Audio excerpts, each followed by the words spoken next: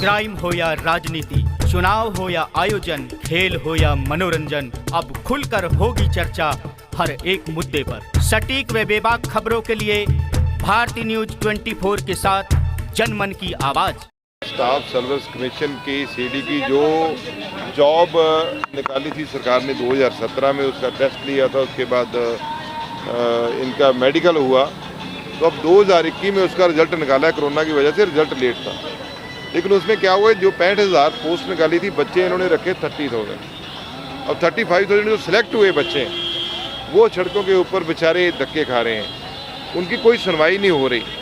अब सरकार कहती है बेटी पढ़ाओ बेटी बचाओ, बेटी ने पढ़ भी लिया, अब बेटी को बचाएगा कौन? बेटी ने टेस्ट भी दे दिया, बेटी पास भी हो गई, बेटी का मेडिकल भी क्लियर हो गया, बेटी को जॉब आपने देना, जॉब लेटर देना है। अमित शाह जी गृह मंत्रालय जिनके पास, वो इतनी तानाशाह तरीके से पेश आ रहे हैं, इनकी बात भी नहीं सुनती। ये जो जंतर मंतर है, हमने भी यहाँ किसान के हक में धरना 11 महीने से दे रहे हैं। जंतर मंतर एक ऐसी जगह है कि देश में कोई भी लोगों को तकलीफ होती है तो वो इधर आकर बात रखता है, तो क्योंकि सरकार सेंटर में होती है तो सेंटर वाले जल्दी, एक मीडिया भी उसको बात को उठाता है और सेंटर के लोग, सरकार जल्दी आके बात सुन के उसका मसला हल करती है। लेकिन पिछले लंबे समय से 2014 से भी एक बार भी किसी ने इनकी बात नहीं सुनी, एक बार भी किसी ने कोशिश नहीं की इनसे बात करने पे।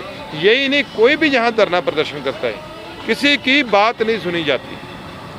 और ये सीधा सीधा संविधान को चैलेंज करने वाली बात है, क्योंकि संविधान ने इनको राइट दे रखा है और सरकार माई बाप होती है, सरकार का फर्ज बनता है कि इनके आकर बात करो इनसे, ये देश का फ्यूचर है। तो आप संसद में छात्रों की आवाज़ को उठाने का काम? बिल्कुल, संसद में हम जितनी भी होगी ज़्यादा से ज़्यादा आवाज़ इनकी उठाएंगे, क्योंकि कांग्रेस पार्टी हमेशा देश की जनता की, देश के गरीबों की, देश के नौजवान की आवाज़ उठाती आई है और आगे भी उठाएगी।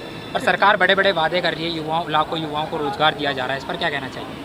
आप युवा एग्जाम क्लियर करके आ चुका है, सारी परीक्षा पूरी हो चुकी है, आप ये सोच लीजिए, जो बेरोजगार का डाटा है वो किसी भी वेबसाइट पे नहीं मिल रहा। आप इससे मान लीजिए भी कितना बेरोजगार लोग हुए होंगे। जब नोटबंदी हुई थी, उसके बाद GST हुई है, उसके बाद कोरोना, चलो ये तो बीमारी आ गई, लेकिन उसको भी सही तरीके से टैकल नहीं किया गया।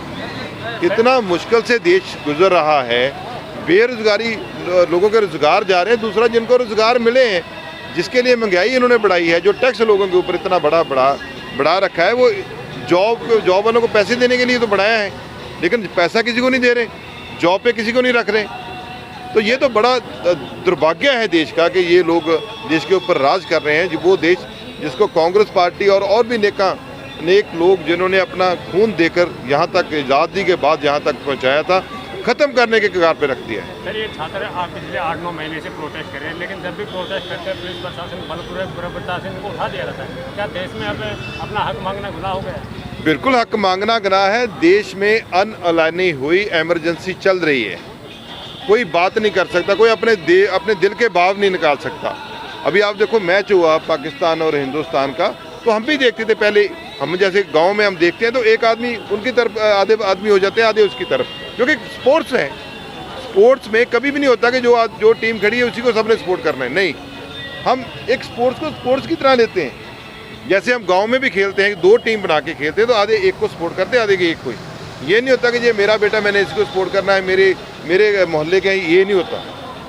लेकिन इन्होंने ऐसा नफरत का बीज बो रहे हैं कि ये मतलब स्पोर्ट्समैन की एक स्पोर्ट्समैनशिप हर में होनी चाहिए, लेकिन ये उसको भी ख़त्म करने की कगार पे उतरे हैं। ये ऐसी सरकार है जो अधिकारों का गणन कर रही है, जो संविधान का मतलब तौहीन कर रही है। संविधान की जो सरकार की बॉडी होती है, न्यायपालिका है, कार्यपालिका है, ये इन सबको खत्म करने पे तुली हुई है। एक तरफ बेरोजगारी और भुखमरी चरम सीमा पर, वहीं दूसरी तरफ महंगाई भी चरम सीमा पर है, लेकिन अपोजिशन कहीं ना कहीं कमजोर दिखाई दे रहा है। अपोजिशन तो बोल रही है, आप ये देखो, इन बच्चों को ये कमजोर दिख रहे हैं, इनको कोई मतलब मीडिया को मतलब दिखाता ही नहीं है।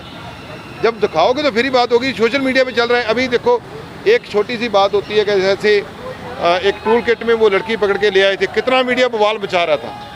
ये लोग, ये बच्चियां छोटी छोटी बैठी हुई हैं, इनके ऊपर किसी का ध्यान नहीं है। क्या मीडिया को दिखा नहीं सकते इनको? मीडिया चौथा बिल्डर था, मीडिया सबकी बात आगे रखता था। क्या मीडिया में हिम्मत है कि जो इनकी बात वहाँ तक पहुँचा दे? ऑपोजिशन का भी यही हाल है। वो जितना गोदी मीडिया है, सारे चैनल उनके हैं, प्रिंट मीडिया पे उनका दबाव है। बड़ी न्यूज़ होती है तो इतनी सी लगाते हैं। सर जब महंगाई की अगर हम बात करें, अगर जब कांग्रेस की सरकार थी केंद्र में, जब महंगाई के ऊपर अगर 50 रुपये 55 पैसे भी पेट्रोल बढ़ जाता था तो हाँ। अपोजिशन सड़कों पे आ जाती थी, लेकिन अब ऐसा कुछ देखने को नहीं मिल रहा है। अपोजिशन सड़कों में है वो, लेकिन कवरेज नहीं मिलती। मैं यही तो बता रहा हूँ। आज पंजाब में हो रहा होगा तो आपको पता ही नहीं है, क्योंकि कवरेज कौन दिखाएगा आपके पास, कौन लेके आएगा? वो लेके आएगा नेशनल मीडिया। बाकी स्टेट के मीडिया हैं, लैंग्वेज बैरियर है, लैंग्वेज बैरियर की वजह से आप हमारी बात ही नहीं सुन पाते, दूसरे लोग जो दूसरी भाषा के हैं। नेशनल मीडिया होता था, नेशनल मीडिया में सबकी बात सुनी जाती थी। अब वो चीज़ ख़त्म है, इसी वजह से लग रहा है कि कोई शायद बोल ही नहीं रहा। अब ये देखो, SSC वाले बच्चे जो पिछले 8-9 महीने में रोडों के ऊपर, सड़कों के ऊपर धरना प्रदर्शन कर रहे हैं, ये मार भी खा रहे हैं, इनको चोटें भी लगती है, रात पता नहीं कैसी गुजारती है, कोई दिखा रहा है इनको? तो वैसे तो बोलेंगे नहीं जी कोई प्रदर्शन हो नहीं रहा, SSC वाले बोले नहीं। लोगों को तो यही पता होगा ना कि ये बेचारे तो कुछ भी नहीं बोले। सर, ये हज़ारों किलोमीटर से छात्राएं चल के आएंगे, अपना घर छोड़ के आएंगे त्योहार के समय, अगर ऐसी कोई घटना हो जाती तो इसका जिम्मेदार कौन होता है? जो सत्ता में बैठी इसका जिम्मेदार नरेंद्र मोदी और अमित शाह दोनों ही होंगे। इन बच्चों के साथ कोई भी घटना वापरती है, कोई भी तो दुर्घटना सर, इनकी आवाज़ जो है, जो इनका हक है, उसको किस तरह से सरकार तक पहुंचाया जाएगा? आपकी क्या भूमिका होगी? जो आपकी जो पार्टी है, उसकी हम गृह मंत्री को भी लिखेंगे और पार्लियामेंट में इनकी आवाज़ भी रखेंगे। जो सही जगह है उस वहाँ इनकी आवाज़ हम पहुँचाएंगे।